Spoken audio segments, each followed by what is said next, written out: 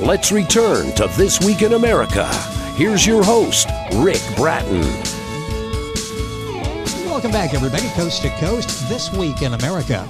The Bible is widely considered to be the most profound collection of books in all of history.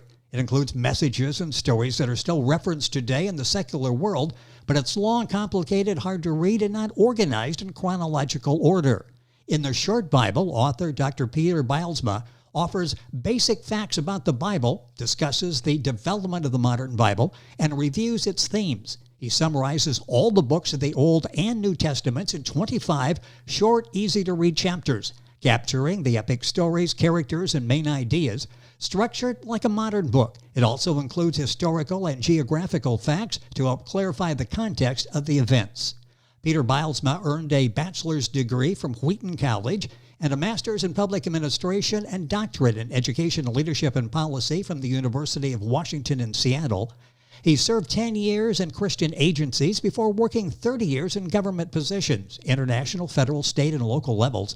He's researched many topics in an objective and nonpartisan manner and summarized the issues for busy leaders. He's lived in 7 states, 4 other countries, now lives with his wife in the Puget Sound region of Washington State. Peter Bylsma, author of the Short Bible, a chronological summary of the Old and New Testaments, is our guest on This Week in America. Dr. Bylsma, welcome to the program. It's great to have you with us.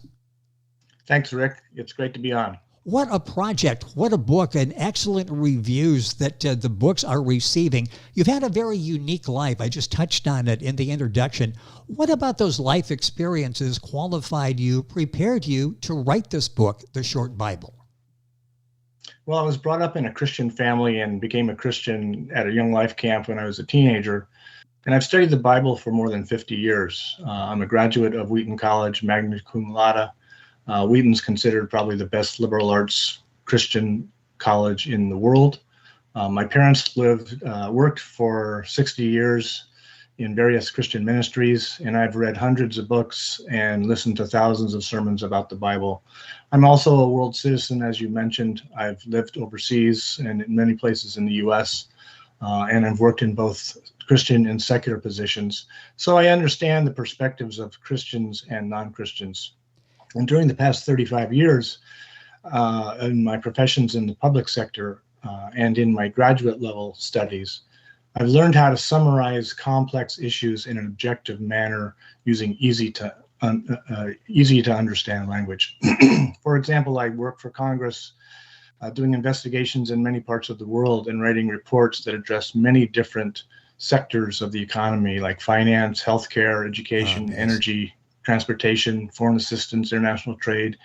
And I've also published a number of academic journals, articles, and reports in a number of K-12 education issues. So besides being an author, I've also been a teacher, a researcher, a non-profit executive, and a data scientist. So I'm pretty well-rounded, and I think all these experiences and background qualifications give me a good handle on taking on a study like this. It really did. You can tell where all of those influenced the writing of the book. The book is The Short Bible, a chronological summary of the Old and New Testament. Peter Bylsma is our guest on the program. That's Bylsma. Book available the usual places, authorreputationpress.com, for example, and Peter's own website, shortbible.com. We've got all that on our website, and we'll give you that as we go through the program. Peter, this had to be a massive undertaking on your part. Why did you decide to write the book? Some people would say, boy, there's so many Bible-oriented books out there. Why is this one different? And it is unique. Why did you decide to write the Short Bible? Well, there were many things that motivated me to write this book. I thought, first of all, everybody needs to have an easy way to read and understand the Bible. I've been frustrated when I read the Bible because it's so long and complicated. You know, they fit the entire Bible into what looks like a book, but the font is tiny, the margins are narrow, and the paper is just really thin. So it's really long. It's also really complicated, and it's not compiled in a chronological order. Some of the wording is awkward. And basically, I'm a busy person and I don't have time to read something that doesn't get to the point quickly. So probably I'm a lot like other people, and a lot of people don't read it because it's so long and complicated. Yes. And some of those people who do read it often don't really understand it. It happened at a different time in a different context and geography. So I think most people, I know that I've focused mainly on the New Testament as a Christian, and I don't really, or I didn't really understand the big picture, you might say. I've been surprised at how widespread the misconceptions are about the Bible in its stories, or just a total ignorance of the stories themselves. I've talked to some atheist friends, and they misrepresent the Bible. They seem to have a really screwy understanding of what's included in it, and they don't want to have anything to do with it. The Bible also lacks important details, and so that's why so many books are written about it, because there are so many things that need to be explained. And I felt like a shorter book is more likely to be read and understood than a very long book. But I also wanted to make myself useful in the next phase of my life. I was approaching retirement from the public sector position when COVID hit in 2020 in the winter, and then Black Lives Matter and the political turmoil of an election year came along, and I wanted to use my skills to condense a very long, complicated, Yes. important book into something that could be read fairly quickly. I wanted to understand the Bible better myself. And with my background on simplifying complicated things, I thought, well, I'll try this. And I was hearing a lot of Christians, or people who said they were Christians, talk and act in ways that I didn't think reflected the teachings of Jesus. So I thought, maybe they need to have something that they can read, will understand the messages. I shared my idea of writing a shorter version, a summary of the Bible, with some of my friends, and everybody liked the idea. Everybody wanted to read it when it was done. And the messages of the Bible still apply today. So I think people need good news these days, and the Bible is actually full of good news. It's interesting, so many topics that are discussed and you bring about it in the book, the short Bible, that are in the Bible, are relevant topics today. Peter's book is The Short Bible. His website is shortbible.com. You'll find the book at the usual places, with the publisher, authorreputationpress.com. All of this on our website. Bylsma, by the way, is Bylsma, if you're Googling. How did you go about writing the short Bible? Was there a particular perspective or interpretation you had as you were writing it? I didn't take any specific theological or denominational perspective. I just wanted to summarize what was written and fill in the details that a normal reader would want to know. I wasn't trying to persuade anybody to believe what I believe. I really just wanted to lay out the facts, you might say. There were two guiding principles. I wanted to make it understandable and use common day language, so there's no these and thous or religious jargon. Yes. And I also wanted to focus on the main overall themes and characters. So that meant some things were going to have to be cut out, but I needed to make sure that those were not essential to the overall theme, the plot. The Bible, no one book kind of tells the whole story, but collectively, it actually hangs together like a regular book with a plot, with characters, with themes that run throughout it. I consulted a number of Christian friends and asked them to identify what those main themes were. And then I started going to it. I downloaded some Bible text and started organizing and deleting and filling in the details when I thought they needed to be added. I did sense God was with me during this whole process. I had many people review drafts of what I had written to make sure that it was accurate and readable. The publisher reviewed it to make sure there wasn't any kind of a heresy going on. I didn't include any kind of book, chapter, and verse numbers like is normally found in a Christian book, because that would interrupt the flow. But there is an appendix that lists all the different books and verses that I quote. Who did you write the book for? And I ask that because you've touched on that. This is a book that someone who has been unfamiliar with the Bible would would reap benefits from. And those who have read the Bible, maybe been somewhat confused and really haven't gone back to the Bible as frequently as they should have. This really is for everybody, isn't it? It really is. I wrote it with a multiple set of people in mind. I wrote it for Christians who've already read the Bible, but want maybe a new look or a refresher look, especially to follow the main themes that I pretty much include throughout the Old and New Testament. I want Christians to have a better understanding of how the Old Testament relates to the New Testament. That's something that I had struggled with, and when I was done with this project, it all made sense to me. I also wanted to make it available to people who've wanted to read the Bible, but have never had the time or the patience to read it. I know a number of people have made a resolution at the beginning of the year to say, I'm going to read the whole Bible in 1 year. And very often they don't get very far. I know Yes. others who actually do it and read different versions. This would be another version that might be refreshing. I also want people to understand the main characters and stories who might not be Christians, but it's the most read book of all time. And you really need to understand the stories if you want to understand the secular world, if you want to understand the art in museums and cathedrals. The Christian characters and stories permeate the press. People talk about the Good Samaritan or the prodigal son. Well, who are they? Well, those stories are in the Bible.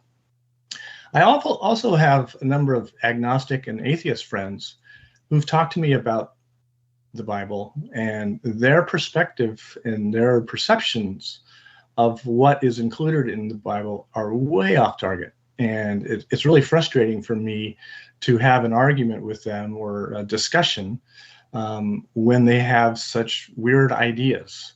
And so I wrote it for them as well, so that they could at least know what it is that they're against. So really, it's a book for everybody. The book is The Short Bible. There are several versions, and we'll talk about that as we go through the program today, that you can get as well, the simplified Short Bible and one for students. And again, we'll mention that as we go through the conversation. Peter, in the book cover, it says you condensed, organized, and explained the Bible. Talk about the organization, because this is another plus, isn't it? This is really easy to read. It's not where we're jumping around and not quite sure where the flow is going. It's very well organized. Talk about the organizational aspect of the Short Bible. Yeah, I've organized it like a normal book. Yes. Which is like a history over a 2,000-year period. Think of me as a journalist who was going along with the Israelites, and then the first century, watching what was happening and really kind of giving a narration and using quotes as I go along. I begin with an introduction chapter, which gives some basic background information about the Bible. And then there are 25 chapters that summarize all 66 books of the Bible. And it's squeezed into 300 pages. Each chapter has a descriptive name and subtitle, kind of like you would have as a headline in a newspaper. Part 1 covers the Old Testament in 160 pages. There's 14 chapters there. 12 of the chapters provide a historical chronology. There is one chapter on poetry, which deals with the Psalms, and they're complete Psalms rather than summaries.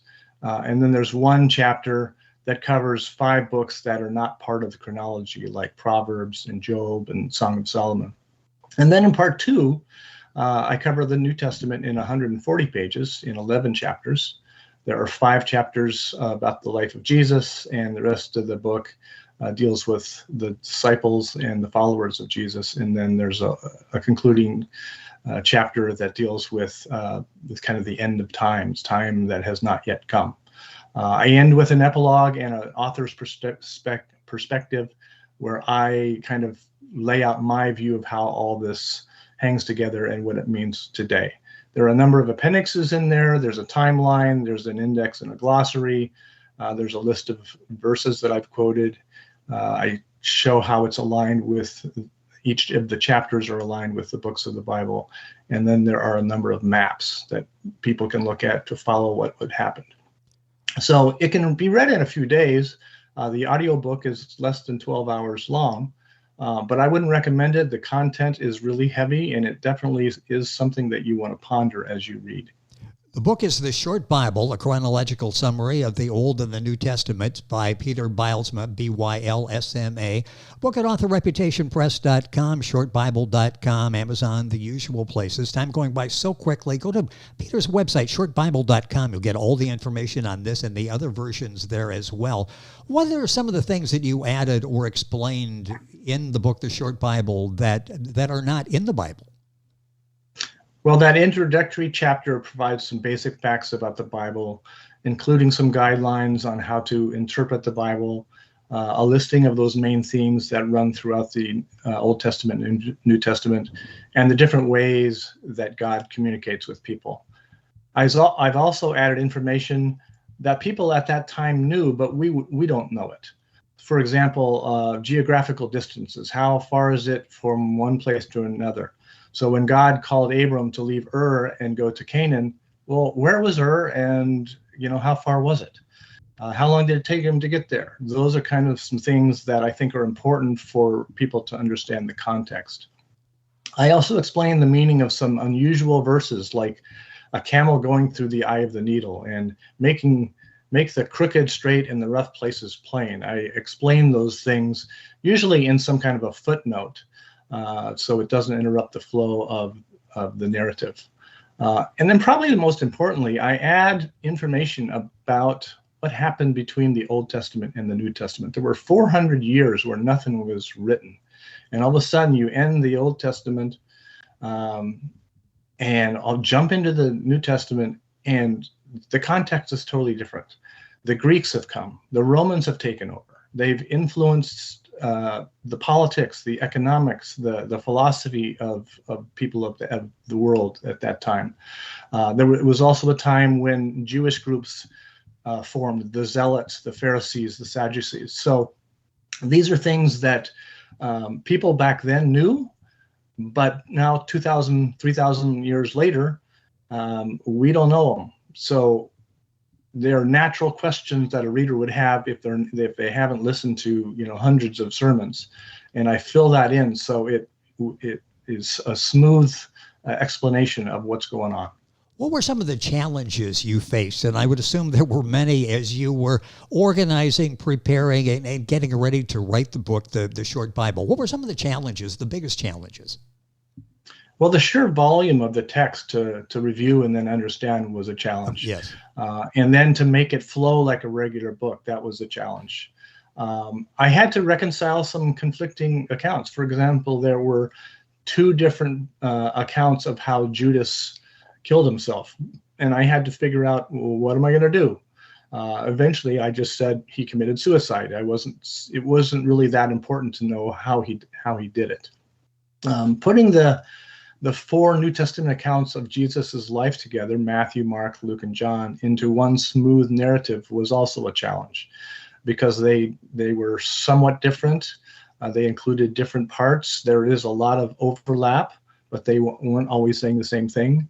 And I wanted to make it clear. And so I actually divide that part of the part of the book about Jesus into the acts of Jesus and the teachings of Jesus, as well as the beginning years and then what happened at the end of his life. The last chapter of the book was probably the most challenging, and it covers what happens in the future. There are references to what happens in the future in both the Old Testament and New Testament, and of course, the book of Revelation is all about that. And there are many different views about what all the symbolism means. I consulted a nationally recognized expert on Revelation, and he gave me feedback on the chapter. And I'm not going to say what I say, but spoiler alert, it all ends up being pretty good. The final challenge I had came after I finished writing the book. I wanted to put it into an audiobook. But the person I selected to read it was not familiar with the biblical terms. So I had to create a pronunciation guide for him so that he would pronounce the words correctly. And that took a long time. And there's no agreement about how to pronounce certain words. So I created this guide with nearly 300 words to help the reader of the audiobook to say the words properly. And now I have added it to some other versions of the book, the simplified version, which I'll talk about, and a student version. I will include that pronunciation guide when the short Bible gets reprinted, and I've also made it available for free on my website. So if people wonder how to pronounce certain words, it's there. Now, there's a lot of words I didn't include because they're not in the book, but basically the most important ones are there. And Peter's website is shortbible.com. Very simple to remember. The title of the book, The Short Bible. Also, the simplified version. We'll talk about that in a second, but time is going by so quickly. I want to ask you, you mentioned at the beginning, a student of the Bible for over 50 years. Did you learn anything new as you were preparing and writing the book, The Short Bible? Yes, I did. There were some Old Testament characters that I had never heard of. For an example, there was a king named Jephthah, and his story is so interesting, but it's also very tragic, and I can understand why it was never shared when I was in Sunday school as a kid. It's a very, very profound story. I also had questions about some of the verses, like, what does it mean to heap burning coals on a person's head? I had to look that up. Because it's mentioned in both the Old Testament and the New Testament, and it comes at a really important time of the teaching.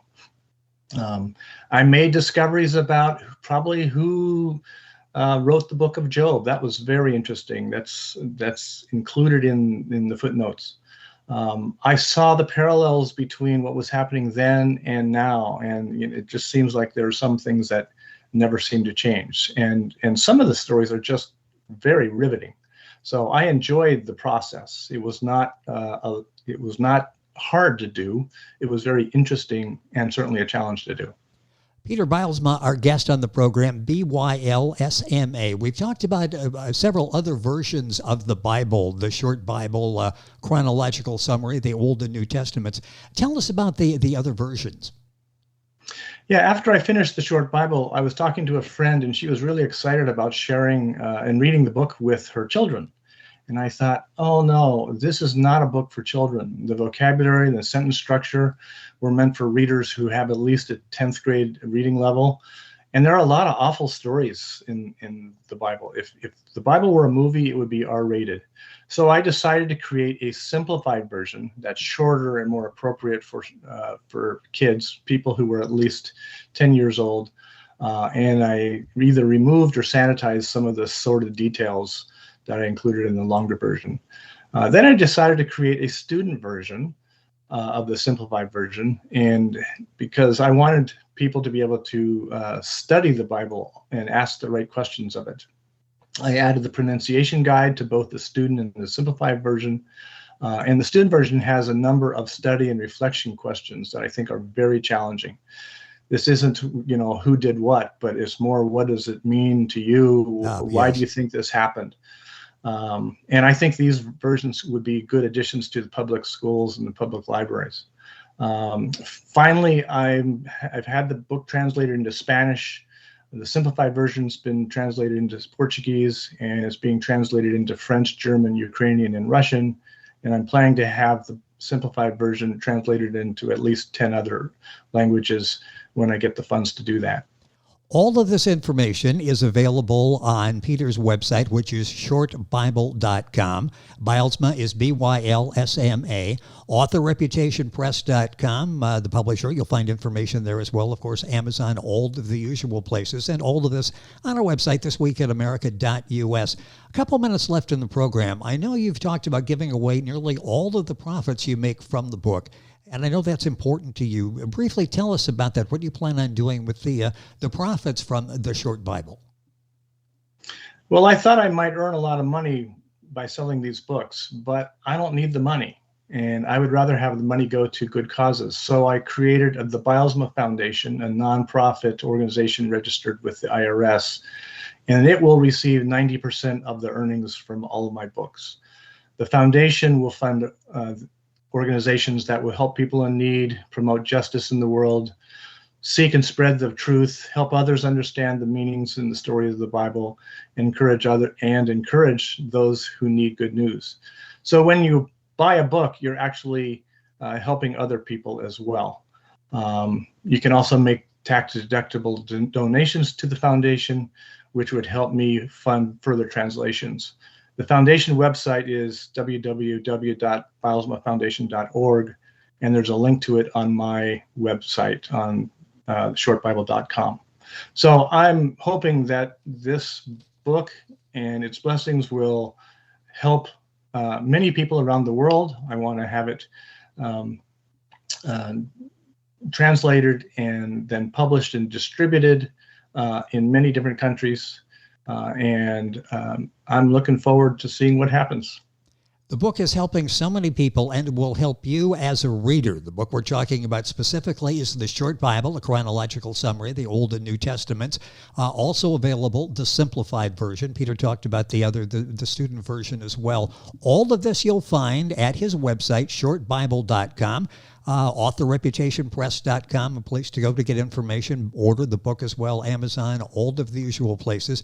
Peter, it's been a pleasure having you on the program. Excellent job you've done with this. You break it down for all of us to get through something that we all feel we need, but sometimes is intimidating for us as readers. You break it down. You have it organized and presented away like it would be in a modern book, chronological. It's a pleasure to read.